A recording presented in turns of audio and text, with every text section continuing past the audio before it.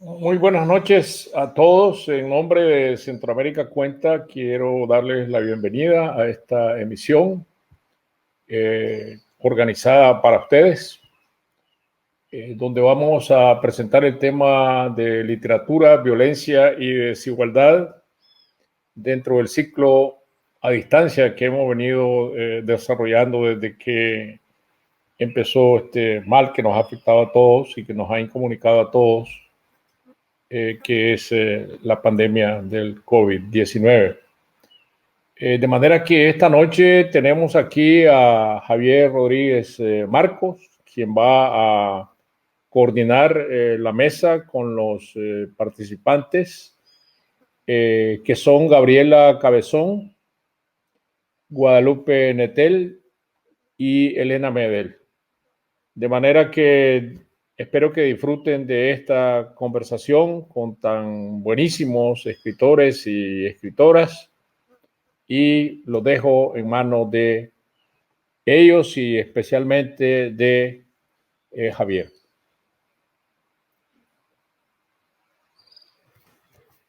Ramírez y a Centroamérica Cuenta por invitarnos, y a Guadalupe Netel, Gabriela Cabezón Cámara y a Elena Medel por acudir a esta charla, que tiene un título muy serio y muy grande también.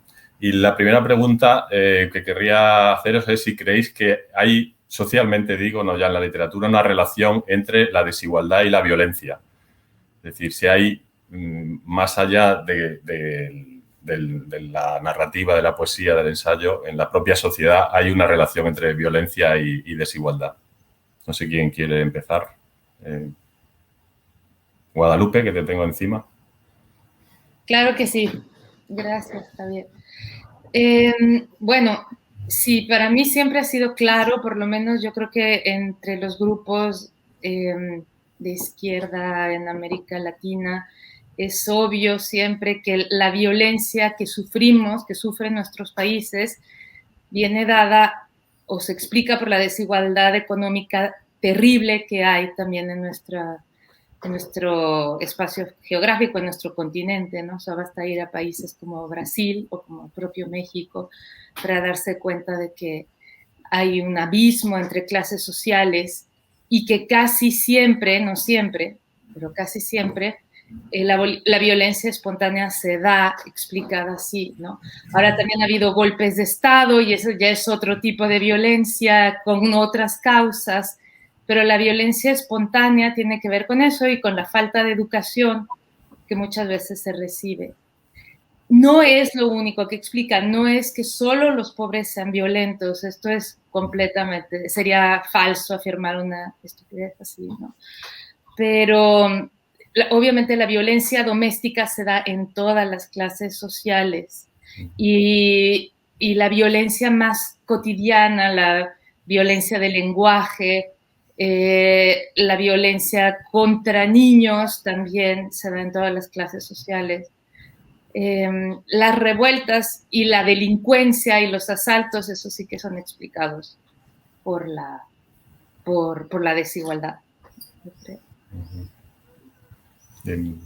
Gabriela, por seguir en América. Hola a todos. Bueno, Hola. Sí, vamos a hablar de la violencia en América Latina. Entonces, yo creo que la desigualdad es en sí misma un fenómeno violento, porque para mantenerla, o sea, para que muy poca gente concentre toda la riqueza, o sea, para que muy poca gente le robe a la mayor parte de la gente lo que le corresponde tener por el mero hecho de vivir, esa gente, esa minoría, tiene que ejercer violencia sobre esa mayoría. En la historia de América Latina eso es muy evidente, ¿no? Desde el principio hubo una minoría que ejerció una violencia de una magnitud de la que ni nosotros mismos somos del todo conscientes, ¿no? Fue un genocidio de una dimensión. En 100 años solo quedaba el 10% de la población de América y fue de tal magnitud eso que hubo una glaciación, hubo un enfriamiento del planeta, o sea, tuvo una huella geológica, climática, ese genocidio. Y a partir de ahí, jamás pudimos en Latinoamérica salir de un lugar de colonia, de productores de materias primas, de economía extractivista, y eso solo, digamos, hoy somos una zona de sacrificio. Hoy acá se hace lo que no se podría hacer, por ejemplo, en Europa ni en Estados Unidos. La manera en que se desarrolla la megaminería, son el fracking, son todas cosas que acá se hace salvajemente y matando gente, y sacrificando ríos, y sacrificando tierras. Y no se me ocurre nada más violento que eso, ¿no? Desde el principio ha sido así y no logramos salir de ese lugar. Y ese lugar es pura violencia, no hay ninguna manera de desposeer a las mayorías de lo que les corresponde que no sea violenta. Es difícil convencer a la gente de, bueno, dale, vos sos pobre, te morís de hambre y yo soy re rico, dale, cópate, no me hagas pegarte, cópate. Es muy difícil, la gente no quiere. Elena. Sí, hola. Yo casi que me convierto en abajo firmante, ¿no? Me sumo a lo que han dicho Guadalupe y a lo que ha dicho Gabriela. Y hay una violencia que a mí, bueno, que yo he contado en mi novela y creo que también en poemas, que tiene que ver con, es una violencia, yo creo que quizás es muy, muy, muy sutil o no tanto, y que tiene que ver con la desigualdad económica, ¿no? La violencia casi de arriba a abajo en el sentido de, bueno, no poder acceder a una vivienda, a un trabajo con un sueldo digno, con unas condiciones dignas, etcétera, ¿no? Para mí eso tiene que ver con una violencia que va minando poco a poco la identidad y la dignidad de quien la va sufriendo, ¿no?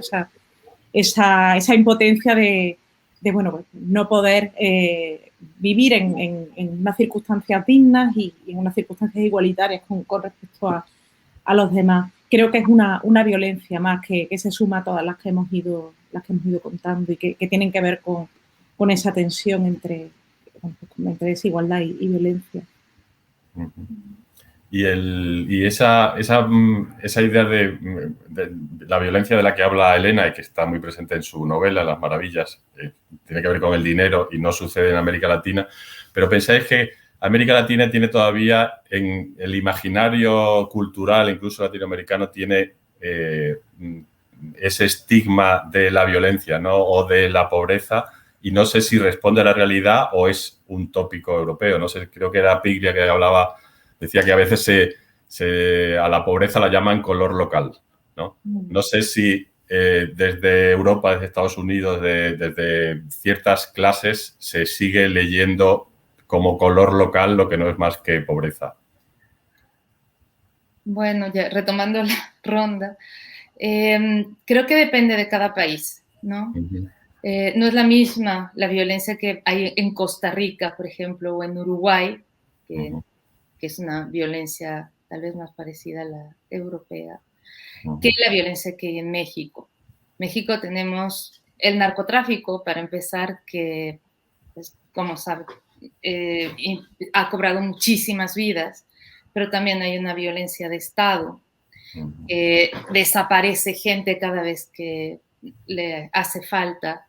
Y bandas de milicias, digamos, como grupos paramilitares que van a su aire con sus propias reglas, se pelean entre ellos, extorsionan, etcétera. Toda la violencia contra los migrantes que van pasando por México y que van siendo extorsionados, robados, violados, etcétera, les va pasando las peores cosas durante su periplo a Estados Unidos.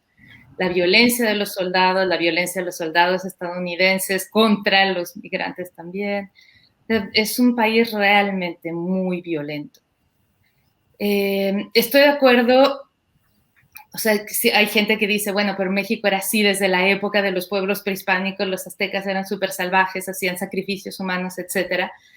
Es verdad, pero creo, como decía Gabriela, que la colonia sí dejó una impronta muy fuerte, una dinámica muy, muy fuerte de justamente de extractivismo y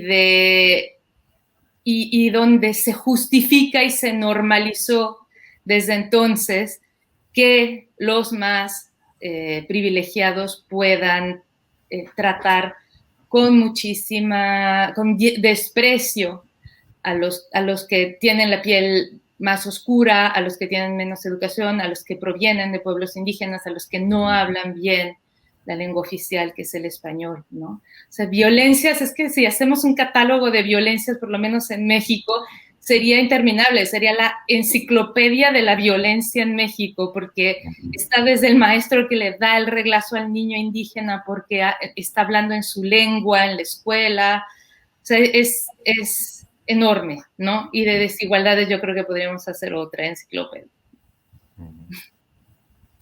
Bueno, no hace falta que hablemos en el sentido de las agujas del reloj ni en el sentido inverso, lo digo para que alguien quiera añadir algo, alguna o no sé. A mí una cosa que me gustaría saber, por ser muy concreto y muy hispánicamente incorrecto, es si España debería pedir perdón a América Latina como propuso López Obrador en su momento. En España fue una gran polémica. Bueno, no sé qué opináis. Yo creo que sí, que España en la conquista cometió un genocidio. No fue el encuentro de dos pueblos, fue una invasión y una masacre colosal. Y así como creo que España debería pedir perdón, creo que las burguesías criollas de América Latina deberían pedir 10 veces más perdón. Acá sería un perdón muy largo, muy largo. Y López Obrador, en vez de ocuparse del perdón que tendría que pedir España, que España no tiene que pedir, que se ocupe de no masacrar pueblos originarios, que se ocupe de no imponerles un tren Maya a los mayas. López Obrador, anda y mírate al espejo. Bueno, me voy a callar acá porque me empiezan a salir unas palabras que supongo que no son procedentes para este tipo de encuentros. Suscribo.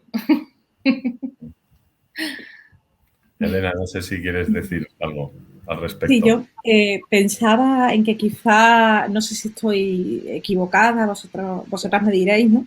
En que muchas veces la ficción, casi siempre en la literatura, el audiovisual, que viene, digo España, pero creo que amplío también a Europa, Estados Unidos, etcétera, y que retrata a América Latina, tiene mucho de imagen estereotipada basada en la pobreza, ¿no?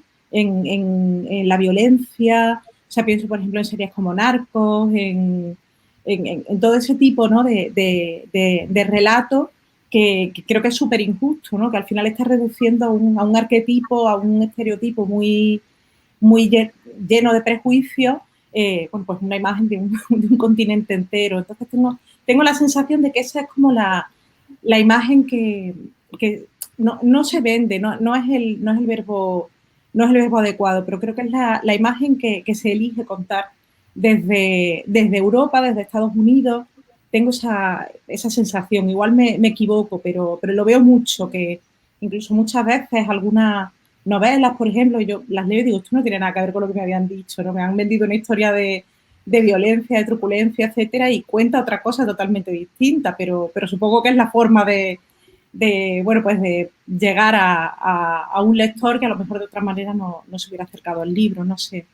Sí, de parte, si quisiéramos contar la violencia, por ejemplo, si quisiéramos hacer el mismo recorte sobre Estados Unidos, sería muy posible, ¿no? Claro. Uy, 2 masacres en escuela por semana.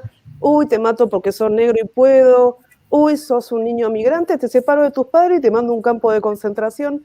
Me parece, y esto para abordar solo la violencia que ejercen hacia adentro y de Europa. Uy, dejo morir a un montón de inmigrantes en el Mediterráneo, si los querés ayudar, te hago juicio.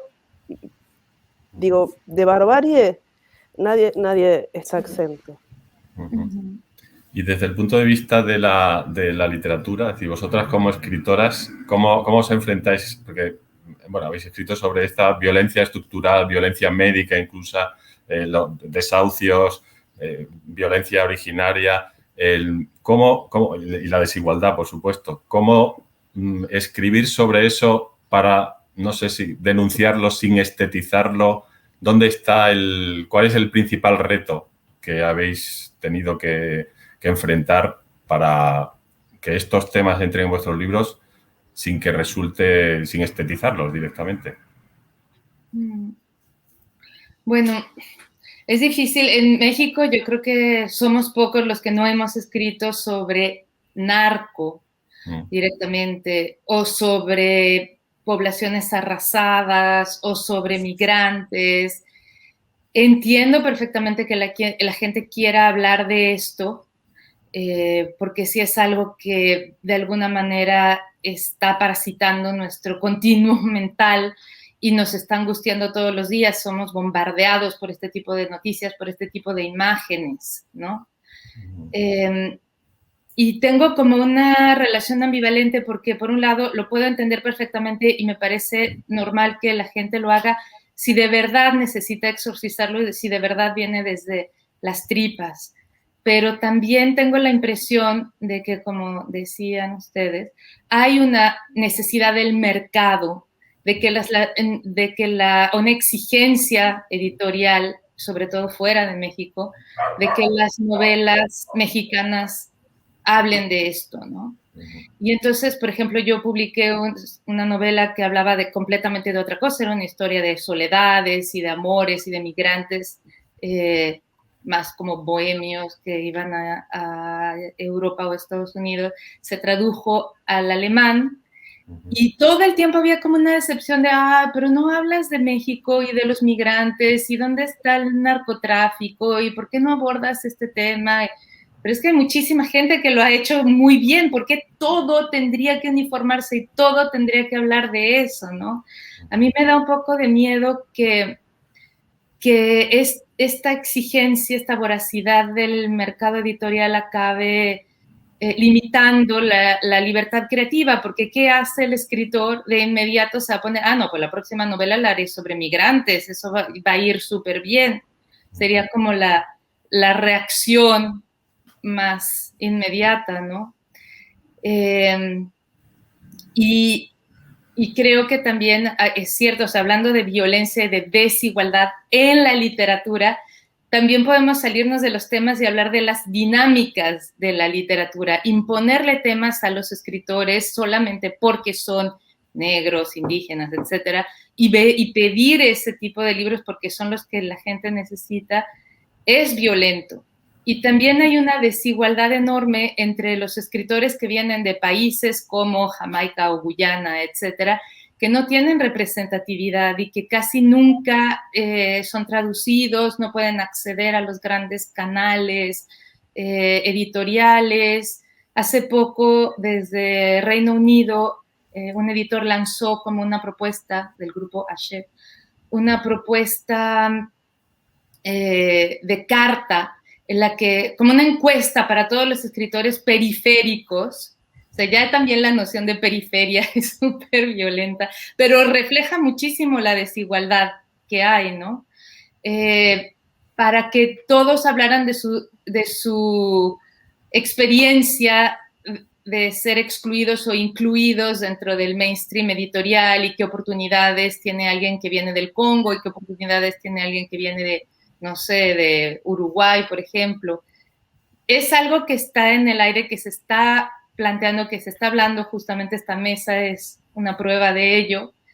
Me parece muy bien, porque durante muchísimo tiempo todas estas dinámicas habían sido absolutamente ignoradas, soslayadas, normalizadas y no había manera de siquiera protestar contra ellas, ¿no? Elena, Gabriela, como esa relación, cómo tratar temas así, literariamente. Pues me desmuteo yo. En mi caso, por ejemplo, sí que es cierto que en la novela que acaba de salir hace unos meses hablo de dos posibles violencias, yo creo, ¿no? Una es la que tiene que ver con la desigualdad entre géneros y otra es la que tiene que ver con la desigualdad entre clases sociales, ¿no? Sobre todo, además, también esa violencia entre géneros tiene que ver con el dinero y con la ausencia de dinero, etcétera. Y para mí era algo muy importante y era no romantizar,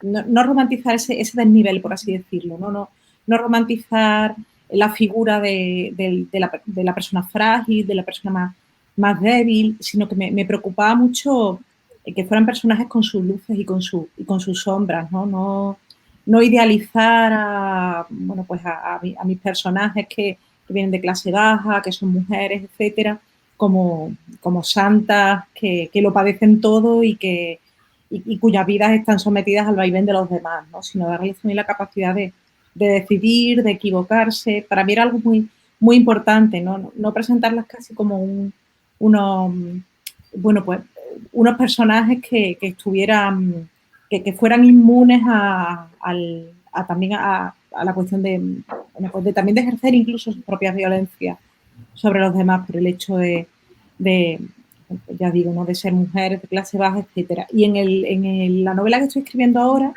sí que hay episodios de momentos de violencia que tiene que ver también con lo físico, etcétera. Para mí está siendo muy, muy complicado huir del exhibicionismo, encontrar ese punto medio entre el regodeo casi, ¿no? Porque me parece una vez más casi presentar el arquetipo, presentar el pastiche, cliché, en vez de, bueno, pues en vez de hablar desde la realidad, que es lo que a mí me interesa, ¿no?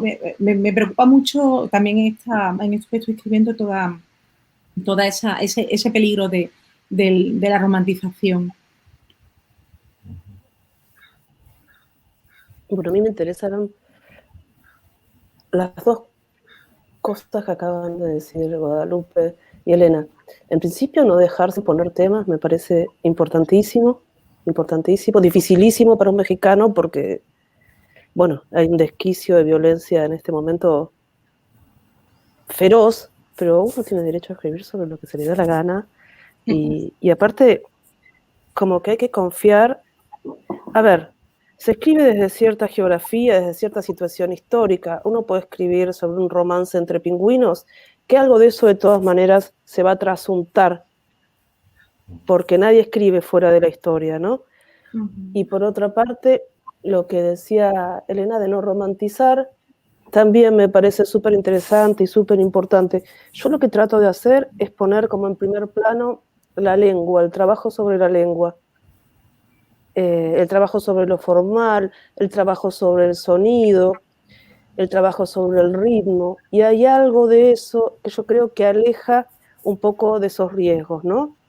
Porque la lengua por sí misma, bueno, viste, la lengua no es transparente, y ese grado de opacidad y esa cantidad de sentidos que se disparan para todos lados, mucho más allá de lo que vos podés presuponer y manejar como autor, como autora, me parece que es como un antídoto fuerte para este tipo de cuestiones. Dale pelota a la lengua, y ahí va a pasar algo de una dimensión que va a escapar de lo preestablecido, de los estereotipos y de lo que se espera de nosotros. Me parece que esa es una de las formas posibles, ¿no? Como si a mí me dijeran, ¿dónde hay una puerta? Bueno, para mí es esa puerta, y cada uno va teniendo su puertita. Sí. De hecho, sale también del estereotipo que dice casi que de la literatura social, ¿no? Que parece que tiene que ser realista en el sentido más plano, ¿no? Es un poco... Claro, eso es una idea muy pobre y muy reciente, ¿no? Muy heredada del siglo XX, porque si uno piensa en literatura de denuncia, uno podría pensar en la Divina Comedia, que está saturado de referencias a la política de la época, la situación de la época, y a mí me parece que le salió bastante bien, y que se escapa de eso. Pero bueno, el Dante ahí se concentró, hizo algo más que esa denuncia que quería hacer, algo que se universaliza. Y me parece que es por ahí, por el lado también del procedimiento y de la búsqueda de ir más allá, más allá, más allá. Sí, de hecho a mí me parece que es muchísimo más eficaz cuando va siendo involuntaria la denuncia, cuando va apareciendo, se transparenta como parte del ambiente, que cuando es muy deliberado denunciarla, ¿no? O sea, pienso Fiesta en la Madriguera, que es un niño que va contando su historia desde su visión ingenua, limitada, etcétera, la de Juan Pablo Villalobos, y que en realidad está haciendo una denuncia fuertísima del narco, pero sin realmente pretender hacerlo, ¿no? O sea, es como... O, por ejemplo, el otro día estaba escuchando una entrevista que le hicieron a Mariana Enríquez en inglés para Estados Unidos, en el que hablaban de algunas expresiones que sonaban muy fuertes en inglés, sobre todo, no sé, como un insulto con la palabra negro adentro, ¿no? Como negro, no sé qué. Y la traductora casi es que se ponía roja cada vez que tenía que decir que ella había tenido que traducir y que no le habían dado oportunidad de cambiar el negro. Era, déjalo así, porque así es en Argentina, punto. Pero hay como esta voluntad políticamente correcta de casi prelavar la literatura y quitarle toda la violencia que la literatura debe tener, porque es así, o sea, de eso también se alimenta, ¿no? Entonces es otro de los peligros, aparte del de querer imponer temas, tener prejuicios, buscar autores así, etcétera, es que en la traducción y la adaptación, o sea, yo también recuerdo en una novela mía, En el cuerpo en que nací, hablo de un barrio en el que viví de niña, donde había muchos migrantes latinoamericanos, sobre todo argentinos y chilenos. Y decía, había una iglesia en el barrio, pero en realidad habría sido más democrático poner una sinagoga. Y fue como un problema a la hora de traducir, ¿no? Porque ¿cómo? A ver, ¿qué quieres decir con democrático y qué quieres decir con, en realidad, o sea, para que no fuera a haber algún tipo de sesgo antisemita que se metiera, etcétera, ¿no?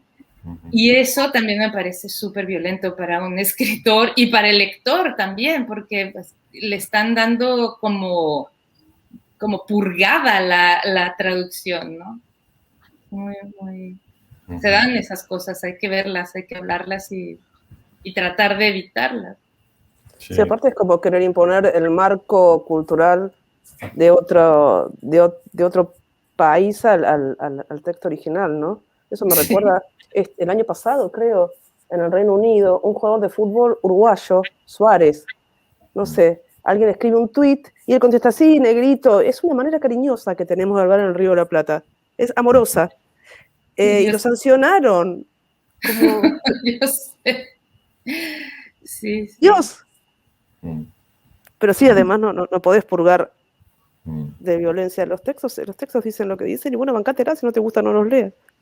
Claro, al final es despojar el libro de su contexto y de su origen y de su raíz, casi cortar parte de la autoría. Cuando estabas hablando, Gabriela, del trabajo con el lenguaje, hay una poeta española, María Ángeles Pérez López, le hizo una entrevista que le hicieron hace unos meses y ella decía que pobreza de lenguaje es pobreza de pensamiento. Me gustó mucho esa idea, ¿no? Para ella tenía que ver con que todo ese trabajo de reflexión en torno a las palabras que usar, en su caso en los poemas, tenía también que ver con el pensamiento que se expresaba con esas palabras. Me gustaba mucho, no quería en cierto modo traerla porque creo que tiene que ver con lo que estabas comentando. Y Guadalupe ponía el ejemplo de la traducción, que parece como el más evidente, pero en el caso de la edición, no sé si un editor, un español tal vez, a Dante le diría hoy que le sobran 100 páginas. Pero no sé si en vuestra experiencia, no ya porque sea una obra larga o corta, sino que nos parece que no corren, al menos en España, en América Latina, por lo que yo he leído, la cosa es mucho más variada, pero no sé si corren buenos tiempos para experimentar, para arriesgar. No digo ya a la hora de traducir, me refiero directamente en la lengua que hablamos y en la lengua en la que escribís. No sé si os ha pasado. Bueno, yo creo, por ejemplo, que Elena Medel sí busca una experimentación con la lengua y es muy evidente cuando se abren sus libros, ¿no? Y también Gabriela acaba de decir que para ella es fundamental y yo también siento una búsqueda estilística en en su literatura. Creo que es más difícil reprimir eso, o sea, no creo que sea, o sea, ahí es como la materia prima, ¿no? Como es realmente de lo que está hecho tu libro. Y ahí, pues si al editor no le gusta eso, no te va a decir, blanquéame completamente toda esa poesía, quítamela y ponme un lenguaje muchísimo más llano. Ya sería el colmo, ¿no? No sé cuál es la experiencia de ella. Yo no sé si aquí merece la pena que me ponga el traje de editora, claro, porque en ese sentido yo puedo hablar un poco. Es verdad que yo como editora soy bastante kamikaze, entonces no tengo en cuenta lo que se pueda vender o no, sino de una manera muy egoísta lo que me gusta y lo que quiero que, no sé, me gustaría que los demás pudieran leer. Entonces, en ese sentido, por ejemplo, además yo como editora sí que es verdad que trabajo mucho el texto y creo que es muy interesante, también porque me lo parece como autora, el diálogo con quien ha escrito el libro, porque bueno, creo que pasamos mucho tiempo con un mismo texto y a veces hay cuestiones que no sabemos muy bien cómo resolver o que creemos que están resueltas y no lo hemos conseguido, y esa mirada desde fuera a mí me parece que siempre es muy útil. Pero, por ejemplo, eso yo como editora sí que dejo bastante libertad y dejo claro también que mis sugerencias son siempre sugerencias, que no hay ninguna imposición por mi parte. Y en ese sentido, por ejemplo, yo sí que es cierto que soy muy afortunada porque no he tenido en el proceso de edición de mis libros, ¿no? De la novela, de ensayos, etcétera, no he tenido nunca ninguna indicación en el sentido de baja el tono o elimina tantos capítulos porque te estás pasando, etcétera, ¿no? En ese sentido ha sido pues un diálogo mucho más, bueno, pues orientado a cuestiones sobre las que yo misma tampoco estaba ni siquiera muy segura, pero sí que es cierto que, bueno, que a lo mejor en otro tipo de no sé, en otro tipo de literatura, quizá más comercial, desde luego eso sí que es bastante más posible. Tengo esa sensación, quizá porque mis experiencias en ese sentido han sido positivas.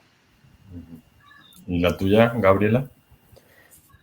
Excelente, no, nunca nadie me molestó con ninguna, con ninguna sugerencia de ese tipo. También me parece que tal vez para los grandes sellos, nosotras, los libros de literatura, son como un lujo que se dan los editores para no suicidarse de tanto editar autoayuda y no ficción en caliente. Entonces hay como un espacio de libertad, ¿no? Y después hay una miríada de pequeñas y microeditoriales que ayudan mucho a la bibliodiversidad y a que la experimentación no solo sea posible, sino que sea publicada. Yo creo que en ese sentido, por lo menos por acá, estamos en un muy buen momento. No sé si alguna vez no fue así, por otro lado. Me imagino que debe haber sido siempre así porque bueno, tal vez sea la ventaja de no tener un gran mercado. Nadie espera que vendas 50.000 libros en un semestre, ni tampoco en 10 años. Entonces, bueno, escribí lo que quieras. Total, esto es un lujo que nos damos, a lo que hacemos porque estamos todos en esta. Yo entiendo que debe ser así. No sé cómo será en un país con un gran mercado como España o como Estados Unidos, ¿no? Que son lugares donde hay mercados fuertes. Acá es muy relajado eso. Yo lo que es más, o sea, lo que he escuchado es que antes, hace varias décadas, sí trataban como de uniformizar un poco el español de América Latina con el de España. Las editoriales españolas trataban de ponerlo un poquito más semejante al español que se habla allá. Ahora para nada, se respeta muchísimo cada dialecto, las diferencias entre países. Pero lo que sí he hecho en falta un poco es el diálogo que yo sé que antes sí existía entre autor y editor, y uno podía decir, o sea, es como el autor podía decir, bueno, tengo dudas sobre este capítulo, sobre esta transición entre las partes, dame tu opinión, quisiera saber qué piensas, y trabajaban muchísimo más el texto, editor y escritor.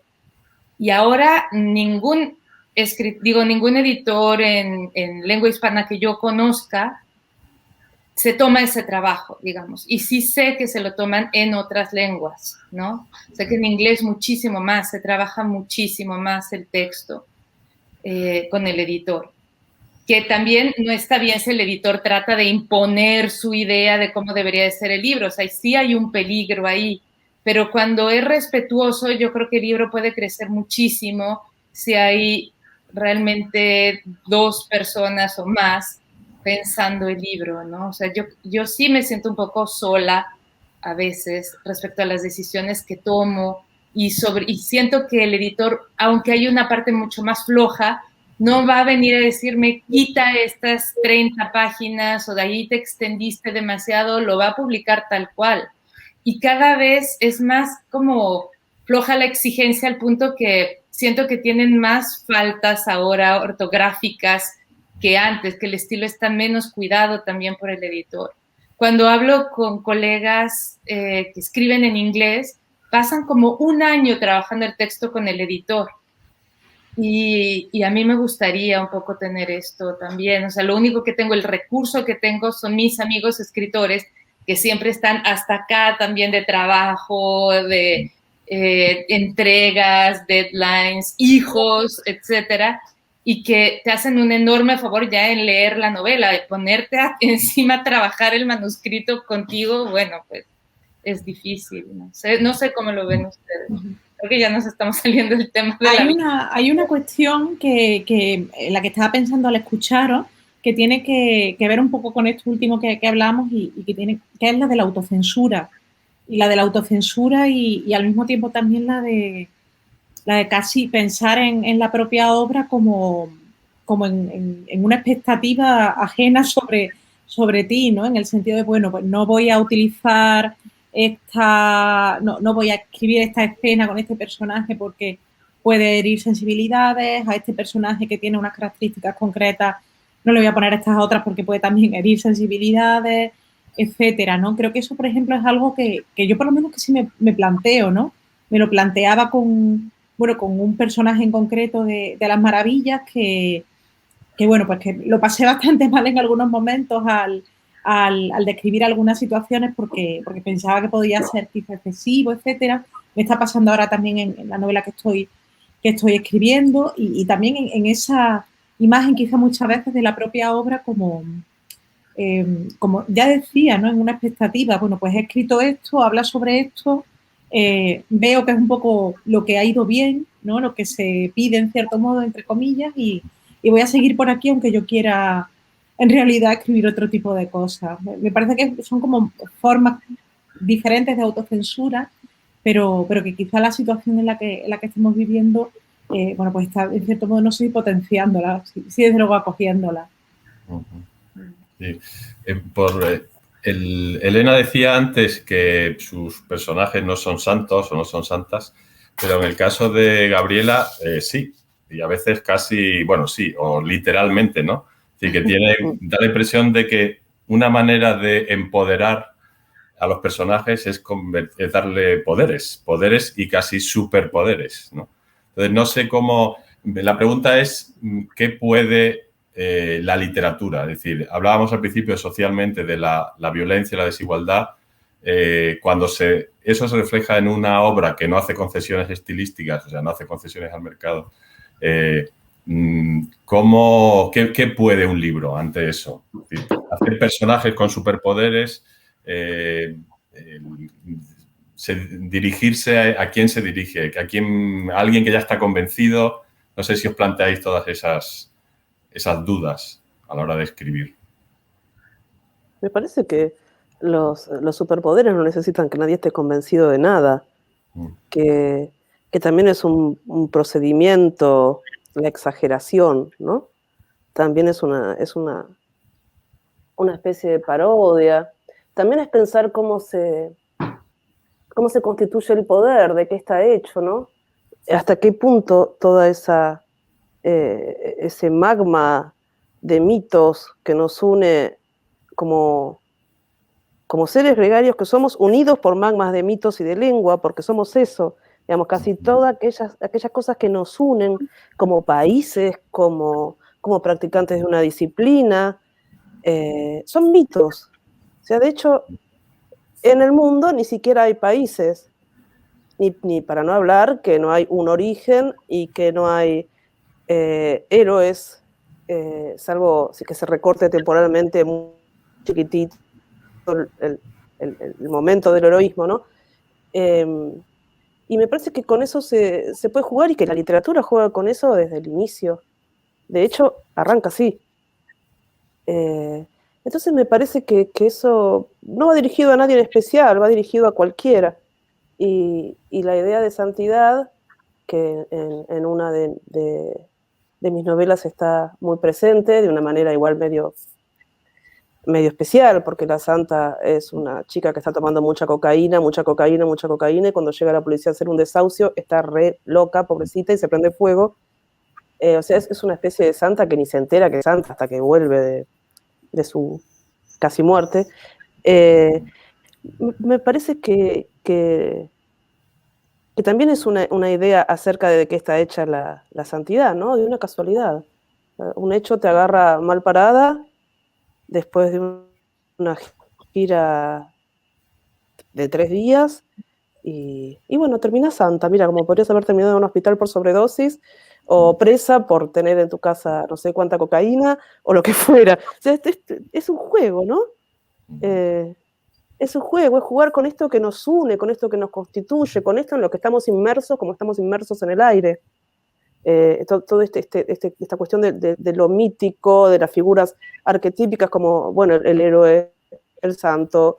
Me parece que parte de nuestra práctica como escritores, como escritoras, es eso, es jugar con eso.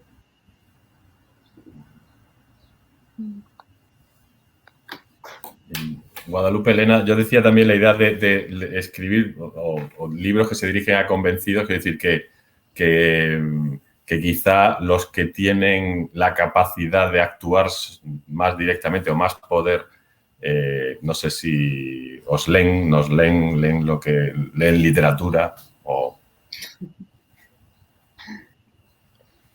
No lo sé, en mi caso yo tengo, por ejemplo, la sensación, la novela tiene una vocación política muy fuerte, una vocación casi de intervención social y de reflexión sobre la realidad que está desde el inicio, ¿no? desde la raíz.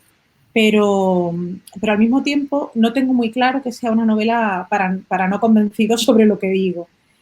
Por lo que he ido hablando y por lo que he ido leyendo. También para mí hubo algo muy, muy curioso, y es que la novela está protagonizada por 2 mujeres y eso la hizo o la convirtió de manera inmediata en una historia de intimidad que para muchos lectores masculinos les expulsaba de la lectura, ¿no? Eso me llamó mucho la atención porque al final es una novela que habla sobre el dinero, sobre las clases sociales, que creo que es algo que tiene que ver con todos los géneros, ¿no? Pero muchos lectores, y hablo en masculino, ¿no? Muchos lectores hombres me dijeron que, claro, que es que era una historia de cosas de mujeres, hablaba de cosas de intimidad y tal, y que a priori no entraban mucho en ese posible relato, ¿no? Entonces, bueno, pues quiero decir, alguien que empieza a leer un poco con esa imagen y con ese prejuicio, creo que es bastante difícil convencerle de que no va a encontrar eso, sino algo que tiene que ver con lo universal, ¿no? Hoy no estoy especialmente optimista. Igual mañana sí, pero hoy, por ejemplo, mi respuesta tiene mucho de negrura, de oscuridad, ¿no? Ya digo, de pesimismo. Bueno, ánimo, Elena. Sí. Yo me quedé pensando en lo que acabas de decir de lo universal. Me parece súper interesante. ¿Qué es lo universal, no? Y eso depende, digamos, lo universal históricamente está construido como lo masculino, porque ¿cuántas novelas de intimidades de varones hemos leído claro, sí, como universal? Se identifican automáticamente.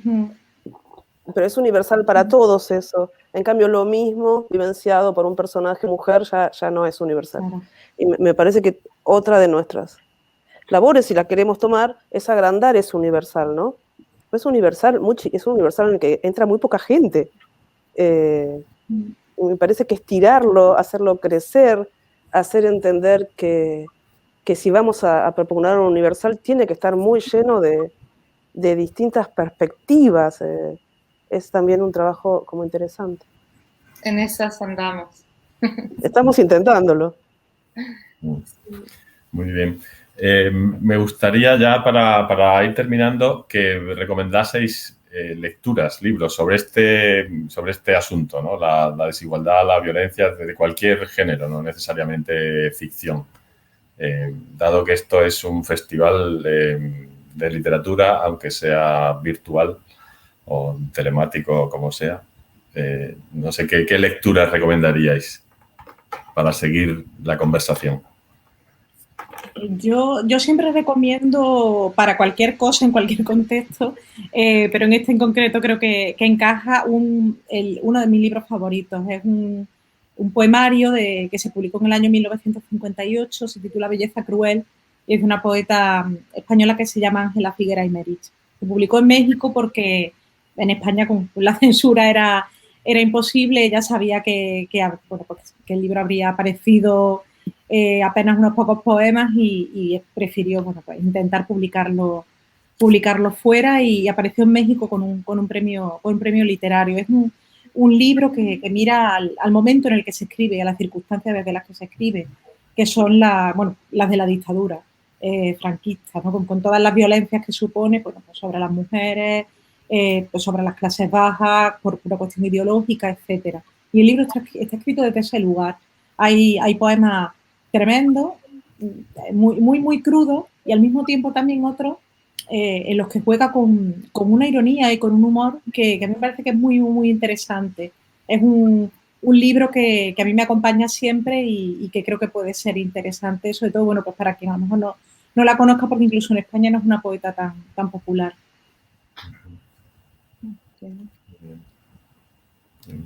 Guadalupe o Gabriela, como queráis. Gabriela. Bueno, yo recomendaría con énfasis 2 clásicos, por si alguien no los leyó, que puede ser porque no tuvieron, creo yo, la difusión que se merecen. Tuvieron mucha, pero no la difusión que se merecen. Uno es Gran Sertón Veredas, de Guimarães Rosa, que es una novela enorme, maravillosa. Digamos, la lees y no podés creer que alguien haya podido escribir esa belleza loca, y es muy sobre la violencia, está en el corazón de la violencia, y a la vez es de una belleza enorme, indescriptible, el trabajo que hace con la lengua, las imágenes que crea, la historia que cuenta. Bueno, es una novela enorme y maravillosa. Entonces recomendaría esa, Gran Sertón Veredas, y El río de las congojas, de Libertad de Mitrópulos, que fue una escritora argentina del siglo XX, que bueno, no obtuvo la difusión que se merecía, como ninguna escritora argentina del siglo XX, por otra parte. Nada personal. Bueno, hay un tipo de violencia que a mí me interesa muchísimo, que es el de la psiquiatría. Las historias de cómo trataban a los enfermos mentales y de cómo eran considerados, etc.